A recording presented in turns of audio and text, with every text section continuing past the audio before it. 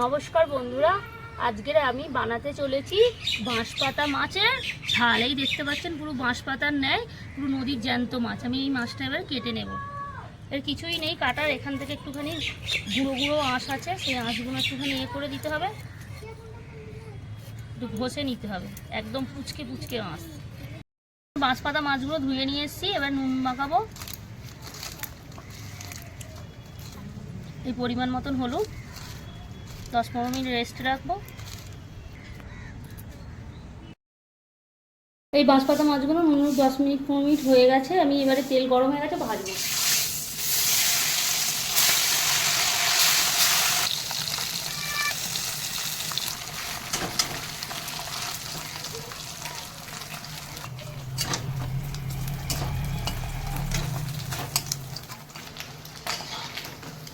এই আমার বাঁশপাতা মাছগুলো হয়ে গেছে, এবার তেল থেকে তুলবো।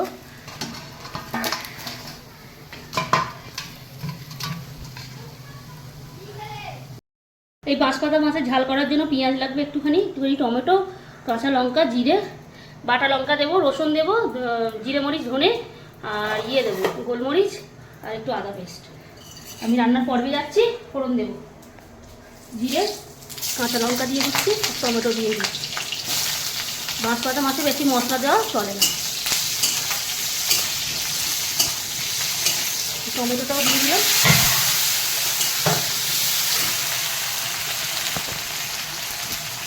অল্প হলুদ দিলাম। সচরাচর বাঁশপাতা মাছ আর দেখতে পাওয়া যায় না, অল্পই পেয়েছি, অল্পই ঝাল করব।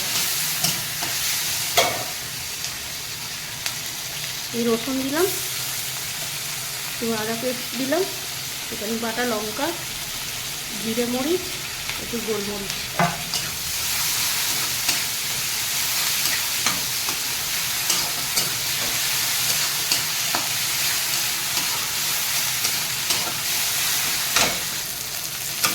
মশলা দিয়ে আমি একটুখানি জল দিয়ে দেবো, জলটা মরে গেলে তারপর ফাইনালি জল দেবো।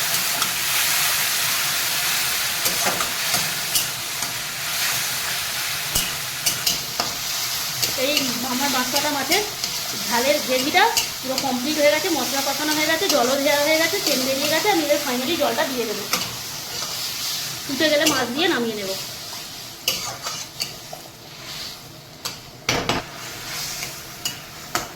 এই আমাদের ঝোলটা মানে মাছের ঝালের ঝালটা ফুটে গেছে। আমি এবারে মাছগুলো দিয়ে দেবো। এই বাঁশপাতা মাছ, বাঁশপাতা তো পুরো বাঁশপাতা।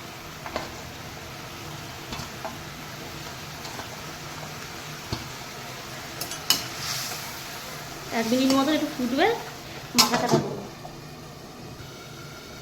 আমার এই 1-2 মিনিট হয়ে গেছে, ঢাকনা দিয়েছিলাম, এবার ফুটবো, নেড়ে দেবো। আমার ঝালটা পুরো কমপ্লিট হয়ে গেছে, এবার নামিয়ে দেবো। এটা মাখা টাকা রাখি।